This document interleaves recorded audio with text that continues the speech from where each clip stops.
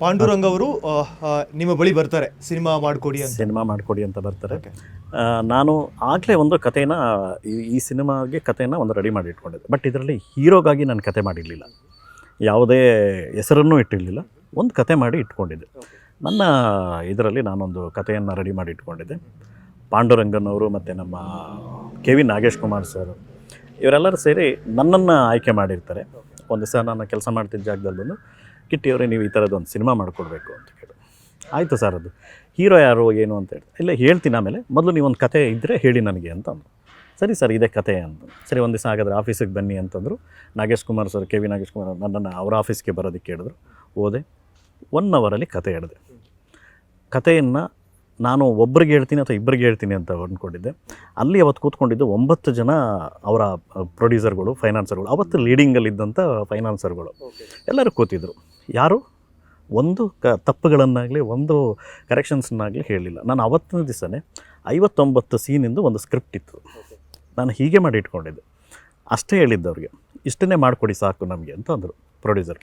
ಸರಿ ಆಯಿತು ಸರ್, ಮಾಡಿಕೊಡ್ತೀನಿ. ಯಾರಿಗೆ ಮಾಡಬೇಕು ಅಂತ ನಾನು ದರ್ಶನ್ ಅವ್ರಿಗೆ ನಾನು ಅಡ್ವಾನ್ಸ್ ಮಾಡಿದ್ದೀನಿ, ನೀವು ಅವ್ರ ಕತೆ ಹೇಳಬೇಕು ಅಂತದ್ದು. ಸೊ ನಾನು ಒಂದು ಸರಿ ಯೋಚನೆ ಮಾಡಿದೆ. ಯಾಕೆಂತಂದರೆ ಎಲ್ರದ್ದು ಒಂದು ಇದಿರುತ್ತೆ ಸರ್, ಮಾಡಿದ್ರೆ ಒಂದು ಹೀರೋಗೆ ದೊಡ್ಡ.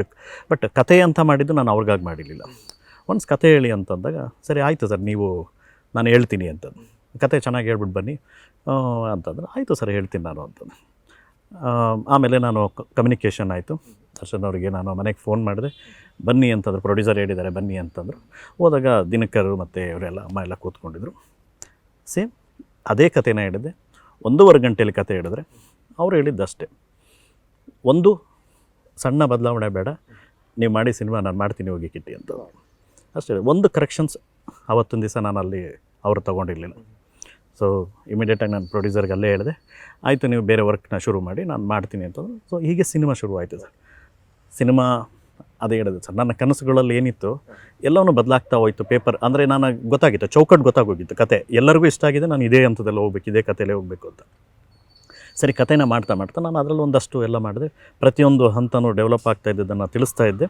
ಹಾಗೇ ಎಲ್ಲವೂ ಓಕೆ ಇತ್ತು. ಸಿನಿಮಾ ಶೂಟಿಗೆ ಹಾಕ್ಕೊಂಡ್ವಿ.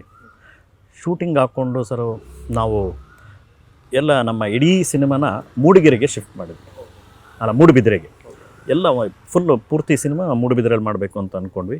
ಇಲ್ಲಿ ಪೂಜೆ ಮಾಡಿದ್ವಿ, ಸಿನಿಮಾನ ಅಲ್ಲಿಗೆ ಶಿಫ್ಟ್ ಮಾಡಿದ್ವಿ. ಓಕೆ, ಈ ಕನಸಿನ ಸಿನಿಮಾ ಸಾಕಷ್ಟು ನಿರೀಕ್ಷೆಗಳನ್ನ ಇಟ್ಕೋತೀರಿ. ಸಿನಿಮಾ ಶೂಟಿಂಗ್ ಆಗುತ್ತೆ, ಓಕೆ ಫೈನ್, ರಿಲೀಸ್ ಆಗುತ್ತೆ. ಬಟ್ ಹುಸಿ ಆಗಿದೆಯಲ್ಲಿ ನಿಮ್ಮ ಒಂದು ನಿರೀಕ್ಷೆಗಳು? ನಿರೀಕ್ಷೆಯಲ್ಲಿ ಹುಸಿ ಆಯಿತು ಅಂತಂದರೆ ಸರ್, ಈ ಸಿನಿಮಾ ಸೆನ್ಸಾರ್ಗೆ ಹೋಗುತ್ತೆ ಸರ್. ಸೆನ್ಸಾರ್ಗೆ ಹೋದಾಗ ನನಗೆ ಹೆಚ್ಚು ಕಮ್ಮಿ 2,000 ಅಡಿ ರಿಮೂವ್ ಮಾಡೋಕ್ಕೆ ಹೇಳ್ತಾರೆ. ನನ್ನ ಪ್ರಕಾರ, ನನಗೆ ನಾಲೆಡ್ಜ್ ಪ್ರಕಾರ ಅಷ್ಟು ರಿಮೂವ್ ಮಾಡಬೇಕಾಗಿದ್ದ ಸಿನಿಮಾ ನಂದೇನ ಅವತ್ತಿನ ಇದಕ್ಕೆ ನನಗೆ ಅನ್ನಿಸ್ತದೆ. ಯಾಕೆಂದರೆ ನಾನು 2,000 ಅಡಿ 2,000 ಅಡಿ ಸಿನಿಮಾದ ಮೊದಲನೇ ಇರೋ ಎಲ್ಲ ಅಷ್ಟು ಇದನ್ನು ತೆಗಿಯೋಕ್ಕೆ ಹೇಳಿದ್ರು. ಬಟ್ ರೀಸನ್ ಅದೇ ಹೇಳ್ತೀನಿ ಸರ್, ನಾನು ಎಲ್ಲ ದೊಡ್ಡ ದೊಡ್ಡ ಫೈನಾನ್ಸರ್ಗಳಿಗೆ, ದೊಡ್ಡ ಇವರಿಗೆ ಕತೆ ಹೇಳಿದ್ದೆ. ಅವ್ರಿಗೆ ಯಾರಿಗೂ ಕಾಣಿಸ್ದೇ ಇರೋದು ಇವ್ರಿಗಾಯ್ತಾ. ಬಟ್ ನಾನು ಇದನ್ನು ಅವ್ರ ತಪ್ಪು ಯಾಕೆ ಸೆನ್ಸಾರ್ ಮಂಡಳಿ ಆ ಥರ ಕೊಡ್ತು ಅಂತ ಹೇಳೋದಕ್ಕೆ ಸಣ್ಣದೊಂದು ಹೇಳ್ತೀನಿ. ಆವಾಗ ಆ್ಯಕ್ಚುಲಿ ವಾಜಪೇಯಿಯವರು PM ಆಗಿದ್ದರು. ಇಂಡಿಯಾ ಪಾಕಿಸ್ತಾನ್ ಬಾಯಿ ಅಂತ ಅಂದ್ಕೊಂಡು ನಮ್ಮ ಸಂಜೋತಾ ಟ್ರೈನು ಅದನ್ನೆಲ್ಲ ಬಿಟ್ಟಿದ್ರು. ಬಟ್ ನನ್ನ ಕಥೆಯಲ್ಲಿ ಏನಾಗಿತ್ತು ಅಂತಂದರೆ, ನಾಯಕನೇ ISS ಇದಾಗಿರ್ತಾನೆ, ISI ಇದು ಏಜೆಂಟ್ ಆಗಿರ್ತಾನೆ. ಸೊ ಅದರಲ್ಲಿ ಹೋಮ್ ಮಿನಿಸ್ಟ್ರದು ಆ ಪಾತ್ರಗಳು ಇವೆಲ್ಲವೂ ಇತ್ತು. ಸೊ ಅದಕ್ಕೇನು ಮಾಡೋದು, ಅವ್ರು ಹೇಳಿದ್ದು ಇಷ್ಟೇ ನನಗೆ. ಸೆನ್ಸಾರ್ ಮಂಡಳಿ ನನಗೊಂದು ಕಾಪಿ ಕೊಟ್ಟಿದ್ರು. ಅದರಲ್ಲಿ ಹೇಳಿದ್ರು, ಈಗ ನಾವು ಇಂಡಿಯಾ ಪಾಕಿಸ್ತಾನ್ ಬಾಯ್ ಅಂತ ಅಂದ್ಕೊಂಡು ನಾವೆಲ್ಲರೂ ಕಾಂಪ್ರಮೈಸಿಂಗಲ್ಲಿ ಸ್ನೇಹಿತರಾಗಬೇಕು ಅಂತ ಅಂದ್ಕೊಂಡು ಹೋಗ್ತಾ ಇದ್ದೀವಿ.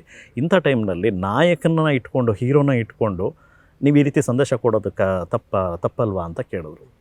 ಬಟ್ ಸಿನಿಮಾ ಮಾಡಿಬಿಟ್ಟಿದ್ವಿ, ಏನು ಮಾಡೋದು ಅಂತ ಗೊತ್ತಾಗ್ತಾ ಇರಲಿಲ್ಲ. ಆಮೇಲೆ ನಾನು ಪ್ರೊಡ್ಯೂಸರು ಎಲ್ಲ ಕೂತ್ಕೊಂಡೆಲ್ಲ ಮಾತಾಡಿದ್ದು, ಏನು ಮಾಡೋದು ಅಂತ. ಸೊ ಕೊನೆಗೆ ಅವರು ಎಲ್ಲವನ್ನು ರಿಮೂವ್ ಮಾಡ್ತೀವಿ, ನೀವು ರೀಶೂಟ್ ಮಾಡ್ಕೊಳ್ಳಿ ಅಂತ ಹೇಳಿದ್ರು. ಸೊ ರೀಶೂಟ್ ಮಾಡೋದಕ್ಕೆ ಸರ್ ಎಲ್ಲರಿಗೂ ಗೊತ್ತೇ ಇದೆ, ಕಾಮನ್ ಫ್ಯಾಕ್ಟ್ರದು. ಒಂದು ಕಥೆನ ನಾವೊಂದು ಎಣದ ಮೇಲೆ ನೀವು ಅದನ್ನು ತೆಗೆದುಬಿಟ್ಟು ಮತ್ತೆ ಏನನ್ನೋ ಸೇರಿಸಿ ಅಂತಂದಾಗ ಏನಾಗಬೇಕಾಗಿತ್ತೋ ಅದೇ ಆಯಿತು. ಬಟ್ ಆದರೂ ನಾವು ಫೈಟ್ ಮಾಡೋದು ಬಿಡಲಿಲ್ಲ, ನೋಡೋಣ ಅಟ್ಲೀಸ್ಟ್. ಯಾಕೆಂತಂದರೆ ಹೀರೋ ಮತ್ತು ಆ ಕತೆ ಎಲ್ಲವೂ ಒಂದು ಹಂತಕ್ಕೆ ಹೋಗುತ್ತೆ ಅನ್ನೋದು ಇತ್ತು. ಮಾಡಿದ್ವಿ ಸರ್, ಕತೆನ ಪೋಣಿಸಿದ್ವಿ, ಏನೋ ಒಂದು ಜಾಯಿನ್ ಮಾಡಿದ್ವಿ, ಏನೋ ಒಂದು ಆಯಿತು. ಬಟ್ ಅದೃಷ್ಟ ಕೈ ಹಿಡಿಲಿಲ್ಲ. ಅಂದರೆ ಸಿನಿಮಾ ರಿಲೀಸ್ ಆಗದೆ ಪ್ರೊಡ್ಯೂಸರ್ ಅವರ ಒಂದು ಫೇಲ್ಯೂರ್ ಅಂತಲೇ ಹೇಳ್ತೀನಿ. ಯಾಕೆಂತಂದರೆ ಇಲ್ಲಿ ಹೇಳಲೇಬೇಕು, ಒಬ್ಬ ಹೊಸ ನಿರ್ದೇಶಕನ್ನ ಅವರು ಇಂಟ್ರೊಡ್ಯೂಸ್ ಮಾಡಬೇಕಾದ್ರೆ ಅವರ ಜೀವನ ಅಷ್ಟು ಎಕ್ಸ್ಪೀರಿಯನ್ಸನ್ನು ಅಲ್ಲಿ ಒಂದು ತೆಗೆದಿರ್ತಾನೆ ಅನ್ನೋ ಒಂದು ಸಣ್ಣ ಕಾಮನ್ ಸೆನ್ಸ್ ಆ ನಿರ್ಮಾಪಕನಿಗೆ ಇಲ್ಲದೆ ಹೋಯಿತು. ಫಿನಾನ್ಷಿಯಲಿ ಪ್ರಾಬ್ಲಮ್ ಆಯಿತು. ಇದು ಮಧ್ಯದಲ್ಲಿ ನಾನು ಎಲ್ಲವನ್ನು ಬಿಟ್ಟಿದ್ದೀನಿ. ಫಿನಾನ್ಷಿಯಲಿ ಪ್ರಾಬ್ಲಮ್ ಆಯಿತು. ನಾನೇ ಒಂದಷ್ಟು ಫಿನಾನ್ಸ್ಗಳನ್ನು ಅವ್ರಿಗೆ ಕೊಡಿಸ್ದೆ. ಯಾಕೆ ಅಂತಂದರೆ ನನಗೊಂದು ಬಟ್ ನಿಮಗೆಲ್ಲ ಒಂದು ಗಿಲ್ಟಿ ಕಾಡ್ತಾ ಇತ್ತು, ನನ್ನಿಂದಾಗಿ ಪ್ರೊಡ್ಯೂಸರಿಗೆ ಸಮಸ್ಯೆ ಆಯಿತು ಈ ಥರದ್ದೆಲ್ಲ ಅನಿಸ್ತಾ ಇತ್ತು? ಈ ಹಂತದಲ್ಲಿ ಆಗಲಿಲ್ಲ ಸರ್. ಶೂಟ್ ಹಂತದಲ್ಲೆಲ್ಲ ನನಗೆ ಅವರಿಂದನೇ ತೊಂದರೆ ಆಗಿದ್ದು. ಯಾಕೆ ಅಂತಂದರೆ ಕಥೆನ ನಾನು ಹೇಳುವಾಗ ಎಲ್ಲವನ್ನು ಕೊಡ್ತೀನಿ ಅಂತ ಅಂದು ಕೊನೆಗೆ ನಮಗೆ ಮೂಡುಬಿದ್ರೆ ನಾವು ಶೂಟಿಂಗ್ ಹೋದಾಗ ನಮಗೆ ಊಟನೇ ಕೊಡ್ತಾ ಇರಲಿಲ್ಲ. ಸೊ ಈ ಹಂತಕ್ಕೆ ಅವರು ನಿರ್ಮಾಪಕರು ಬಂದುಬಿಟ್ರು. ಯಾವುದೇ ಖರ್ಚು ವೆಚ್ಚಗಳಿಲ್ಲ, ಬಡ್ಜೆಟನ್ನು ದಾಟಿರಲಿಲ್ಲ. ಅವತ್ತು ದರ್ಶನ್ ಅವರನ್ನು ಅಂಥ ಹೀರೋ ಇಟ್ಕೊಂಡು ಎಲ್ಲರಿಗೂ ಗೊತ್ತಿದೆ ಇಂಡಸ್ಟ್ರಿಗೆ ಊಟಗಳನ್ನು ಇರ್ತಿಲ್ಲ. ನಾನು ಎಲ್ಲವನ್ನು ನಿಂತು ಮ್ಯಾನೇಜ್ ಮಾಡಿ ಅಂಥ ಪರಿಸ್ಥಿತಿಗೆ ಬಂತು ಅಂತ, ಅಥವಾ ಅವ್ರ ಹತ್ರ ಇರಲೇ ಇಲ್ಲ, ಅವತ್ತು ಇರಲೇ ಇಲ್ಲ. ಬಟ್ ಇವತ್ತು ನಾನು ಹೇಳ್ತೀನಿ ಸರ್, ವಿಷ್ಣು ಸರ್ ಇವತ್ತಿಲ್ಲ. ವಿಷ್ಣು ಸರ್ ನನಗೆ ಒಂದು ಮೆಸೇಜನ್ನು ಕೊಟ್ಟಿದ್ದರು. ಅವನು ಸಿನಿಮಾ ಮಾಡ್ತಾಯಿದ್ದಾರೆ, ಕಿಟ್ಟಿ ಹುಷಾರಾಗಿರೋ ಕೇಳಿ ಅಂತ. ಯಾಕೆಂದರೆ ಚಾಮುಂಡೇಶ್ವರಿ ಡಬ್ಬಿಂಗ್ ಥಿಯೇಟ್ರಲ್ಲಿ ಅವ್ರು ಹೀಗೆ ಕೂತಿದ್ರು, ನಿಮ್ಮ ಥರನೇ ಕೂತ್ಕೊಂಡಿದ್ರು. ನಾನು ಹಾಗೆ ಪಾಸ್ ಆಗ್ತಾಯಿದ್ದೆ. ಆವಾಗ ತಾನೇ ನಾನೆಲ್ಲ ಲಿರಿಕ್ಸ್ ಎಲ್ಲ ಬರೆದು ಎಲ್ಲ ಆಗ್ತಾಯಿತ್ತು, ಅನೌನ್ಸ್ ಆಗಿತ್ತು ಕೂಡ. ನನ್ನ ನೋಡ್ಬಿಟ್ಟು ಕಿಟ್ಟಿ ಬನ್ನಿ ಇಲ್ಲಿ ಅಂತ ಕರೆದಿದ್ರು. ಅವರೇ ಗುರ್ತಿದ್ರು, ಯಾಕೆಂದ್ರೆ ನಾನು ಡಬ್ಬಿಂಗ್ ಎಲ್ಲ ಮಾಡಿದ್ದೆ ಪ್ರೀವಿಯಸ್ ಎಲ್ಲ, ನೋಡಿದ್ರಲ್ಲ, ಅವರೇ ಕರೆದ್ರು. ಸಿನಿಮಾ ಮಾಡ್ತಾಯಿದ್ದಾರೆ ಅಂತ, ಒಳ್ಳೇದಾಗಲಿ, ಬಟ್ ಅವ್ನು ಸರಿಯಿಲ್ಲ, ಹುಷಾರಾಗಿರಿ ಅಂತ, ಸಿನಿಮಾ ಮುಗಿಸಲ್ಲ ಅವನು ಅಂತ. ಯಾಕೆ ಅವ್ರಿಗೆ ಅನುಭವ ಇತ್ತು, ಬಟ್ ನನಗದಿರಲಿಲ್ಲ. ನಾನು ಹಾಗೆ ಹೇಳಿದಾಗ ಅದನ್ನು ನಾನು ಅಷ್ಟೊಂದು ಸೀರಿಯಸ್ಸಾಗಿ ತೊಗೊಳ್ಳಿಲ್ಲ. ಯಾಕಂದರೆ ಅವರೊಂದು ಎಕ್ಸ್ಪೀರಿಯನ್ಸ್ ಎಲ್ಲ ಹೇಳಿದ್ದಾರೆ. ಬಟ್ ನನಗದು ಆ ಹಂತದಲ್ಲಿ, ಯಾಕೆಂದರೆ ನಾಗೇಶ್ ಕುಮಾರ್ ಅವರ ಹೆಸರಿತ್ತು, ಯಾಕೆ ಒಂದು ಸಿನಿಮಾ ಮುಗಿಸ್ತಾರೆ ಅನ್ನೋದೊಂದಿತ್ತು. ಹಂತದಲ್ಲಿ ಒಂದು 15 ದಿವಸ ಅಷ್ಟೇ ಸರ್. 15 ದಿವಸದಲ್ಲಿ ಎಲ್ಲವೂ ಇದಾಯಿತು. ಕೊನೆಗೆ ಇರೋದನ್ನು ಮುಗಿಸುವಂಥ ಹಂತಕ್ಕೆ ಬಂದ್ವಿ, ಮುಗಿಸಿದ್ವಿ ಕೂಡ. ಕೊನೆಗೆ ನಾನೇ ಒಂದಷ್ಟು ಕಮಿಟ್ಮೆಂಟ್ಗಳನ್ನು ನಾನೇ ಮಾಡ್ಕೊಂಬಿಟ್ಟೆ ಪರ್ಸ್ನಲ್ಲಾಗಿ ಅವ್ರಿಗೆ. ಯಾಕೆಂದರೆ ಮೊದಲನೇ ಸಿನಿಮಾ ಮುಗಿಲೇಬೇಕಾಗಿತ್ತು, ಹೀರೋನ ಇಟ್ಕೊಂಡಿದ್ವಿ, ಇವರನ್ನು ನಾವು ಸಿನಿಮಾ ಮಾಡಬೇಕು, ಮುಗಿಬೇಕು. ನಂದು ಒಂದು ಲೈಫ್ ಇದೆ, ಯಾಕೆಂದರೆ ಮೊದಲನೇ ಸಿನಿಮಾ ಅಂತ ಮಾಡ್ತಾಯಿದ್ದೀವಿ, ಅದು ಮುಗಿದ್ರೆ ಥಿಯೇಟ್ರಿಗೆ ಬಂದರೆ ಜನಕ್ಕೆ ಒಂದು ಇದಾಗುತ್ತೆ ಅನ್ನೋದು.